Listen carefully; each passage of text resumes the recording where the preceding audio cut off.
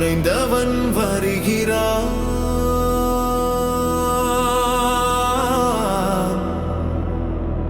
வர்மத்தின் வாரிசு இதோ எழுகிறான். அவன் பார்வையில் அக்னி, அவன் கைகளில் இடி. காத்திரு, அவன் வாரிசு. அத்தியாயம் 17. இது போன்ற கதைகளை தொடர்ந்து கேட்க இப்போதே குமார் ஸ்டோரி சேனலுடன் இணைந்து கொள்ளுங்கள். மறக்காமல் லைக் பண்ணுங்க, ஷேர் பண்ணுங்க. என்னம்மா, நான் செல்லவில்லை என்றால் பெரும் பிரச்சனையை நடத்தவிடும் என்றார். எந்த பிரச்சனை நடந்தாலும் சரி, நீங்கள் ஓய்வெடுக்க வேண்டும் என்று கூறினாள். என் கணவர் திரும்பி வரும் வரை நீங்கள் ஓய்வில்தான் இருக்க வேண்டும், என்னவானாலும் பரவாயில்லை என்றாள். இதை கேட்ட விஸ்வநாதன் தலையை சொரிந்து கொண்டு, சரி, நீ சொல்வதெல்லாம் நான் செய்கிறேன், ஆனால் மாறாக எனக்கு நீ ஒரு வாக்கு கொடுக்க வேண்டும், ஒப்புக்கொள்கிறாயா என்றார். சஞ்சனா அவள் மனதில், நீங்கள் எங்கும் செல்லாமல் இங்கு ஓய்வெடுப்பதாக ஒப்புக்கொண்டால் நான் உங்களுக்காக என்ன செய்ய வேண்டுமோ செய்கிறேன் என்றாள். இதை கேட்டு புன்னகை செய்த விஸ்வநாதன், வாக்கு கொடுத்து விட்டாய், மாற்ற மாட்டாயே என்று கேட்க, மாற்றி பேச மாட்டேன், கூறுங்கள் என்றாள். சரி, நான் இனி கம்பெனி தொடர்பாக எதையும் தலையிட மாட்டேன். ஆனால் இன்று முதல் விஸ்வா சாம்ராஜ்யத்தின் அனைத்தையும் நீ கவனித்துக் கொள்ள வேண்டும், அதன் முழு பொறுப்பையும் நீ எடுத்துக்கொள்ள வேண்டும் என்றார். இதை கேட்டு அவளுக்கு தலையில் மிகப்பெரிய இடி விழுந்தது போல் இருந்தது. என்ன மாமா, என்ன கூறுகிறீர்கள்? இது என்ன நடக்கிற விஷயமா? எனக்கு இதை பற்றி ஒன்றுமே தெரியாது. நான் எப்படி இதில்? என்னை விட்டுவிடுங்கள், நீங்களும் செல்ல வேண்டாம், வேறு யாரையாவது நியமித்து பார்க்க சொல்லுங்கள் என்றாள். இதை கேட்ட விஸ்வநாதன், மகளே, இதில் நம் குடும்பத்தை தவிர வேறு ஒருவர் உள்ளே புகுந்தால் மிகப்பெரிய ஆபத்து நேர்ந்துவிடும். ஒரு சொல் பல குடும்பங்களை நாசமாக்கிவிடும். இந்த பொறுப்பு சாதாரண பொறுப்பு அல்ல. ஆகையால் இதில் நம்மில் யாரேனும் ஒருவர் இருப்பதுதான் சிறந்தது. ஒன்று நீ செல், இல்லை நான் செல்கிறேன் என்று அவர் கூறி எழுந்தார். அவள் என்ன செய்வது என்று தெரியாமல் சிறிது யோசித்தவன், சரி, நான் செல்கிறேன். ஆனால் நீங்கள் கொடுத்தபடி ஓய்வில் மட்டுமே இருக்க வேண்டும், எதை பற்றியும் யோசிக்க கூடாது, எங்கும் செல்லக்கூடாது என்றாள். இதை கேட்ட விஸ்வநாதன் மனதில் மிகவும் சந்தோஷம் அடைந்தான். நீ செல்வதாக கூறினாய், எனக்கு வேறு என்ன கவலை, இனி நீயே அனைத்தையும் பார்த்துக்கொள் என்று கூறினார். பிறகு விஸ்வநாதன் பின்னே இருந்த கண்ணனை பார்த்து, கண்ணா, இன்னும் 10 நிமிடத்தில் இதற்கான டாக்குமெண்ட் என்னிடம் வர வேண்டும். இன்று முதல் என் மருமகள் கூறுவதுதான் நீங்கள் செய்ய வேண்டும். நான் அனைத்தையும் அவள் பொறுப்பில் ஒப்படைக்கிறேன். இனி விஸ்வா சாம்ராஜ்யத்தின் புதிய தலைவர் சஞ்சனா என்று அவர் கூறினார். இதை கேட்ட கண்ணன், சார், நிஜமாதான் கூறுகிறீர்களா? இந்த சாம்ராஜ்யத்தை பத்தி அவங்களுக்கு தெரிஞ்சிக்கவே பல நாள் எடுக்குமே, இவ்வளவு பெரிய பொறுப்பு இவங்களிடம் என்று அவன் கூறினான். விஸ்வநாதன் அவனை பார்த்து புன்னகைத்தார். கவலைப்படாதே கண்ணா, நீங்கள் மூவரும் இருக்கும் நம்பிக்கையில்தான் நான் இவ்வளவு பெரிய பொறுப்பை என் மருமகளை நம்பி ஒப்படைக்கிறேன். நீங்கள் என் மருமகள் அருகிலிருந்து அனைத்தையும் அவளுக்கு கற்றுக் கொடுங்கள், அவள் கற்றுக்கொள்வாள் என்றார்.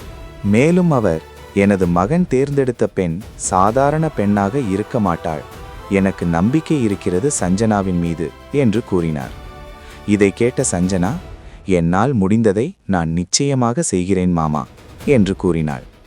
விஸ்வநாதன் இதை கேட்டு சிரித்துக்கொண்டே சரி என்று கூறிவிட்டு எதிரே நின்ற தளபதிகளை பார்த்து, நாளை காலையில் நமது சாம்ராஜ்யத்தை பற்றி விரிவாக என் மருமகளுக்கு தெரியப்படுத்துங்கள் என்று நீங்கள் செல்லலாம் என்று கூறினான்.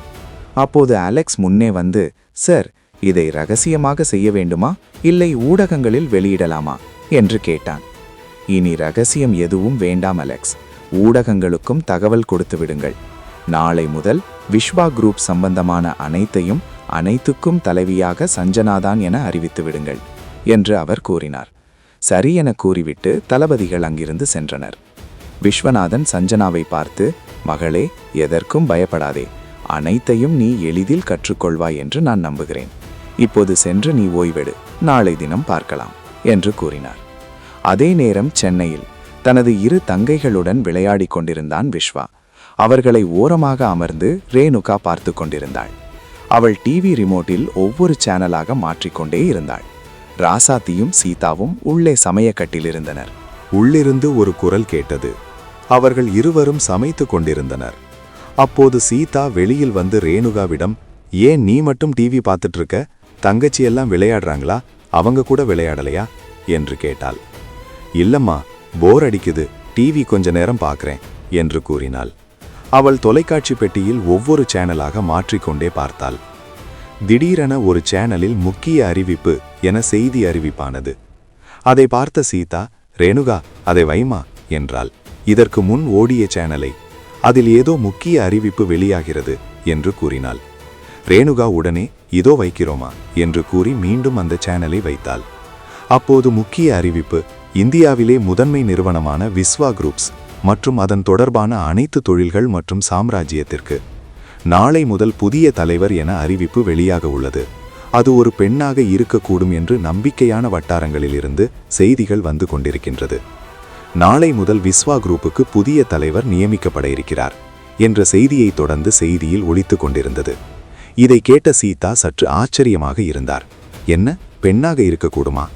விஸ்வநாதன் சார் அவர்களுக்கு ஒரே ஒரு மகன்தான் இருப்பதாக கேள்விப்பட்டேன். அவர் இல்லாமல் வேறு ஒரு பெண்ணுக்கு எவ்வாறு இந்த பதவியை கொடுக்கிறார்கள் என்று யோசித்துக் கொண்டே செய்தியை பார்த்தாள். அந்த செய்தியில் அந்த பெண்ணின் போட்டோ இல்லை, பெயரும் குறிப்பிடப்படவில்லை. அவர்களுடைய புகைப்படம் காட்டாமல் அந்த இடத்தில் கேள்விக்குறி மட்டுமே போட்டிருந்தது. எப்படியும் நாளைக்கு தெரிவிப்பார்கள் என்று கூறியவள் அங்கிருந்து சென்றுவிட்டாள்.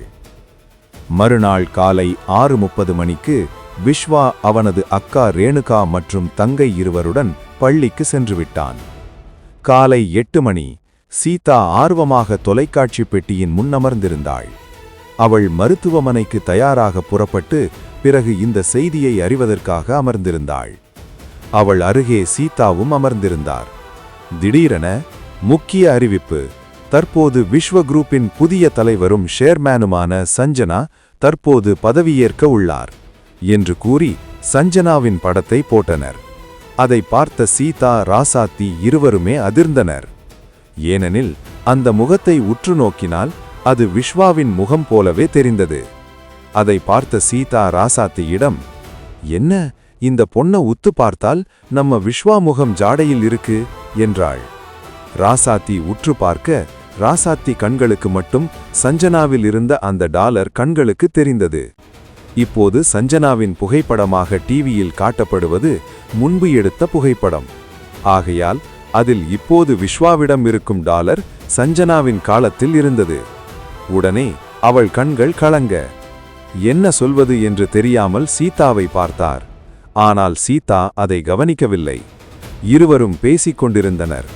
அப்போது காலை 8:30 மணி. பள்ளியில் மாணவர்கள் இருந்த இடம் சிறிய அதிர்வு மட்டுமே ஏற்பட்டது. வேறொன்றும் தெரியவில்லை.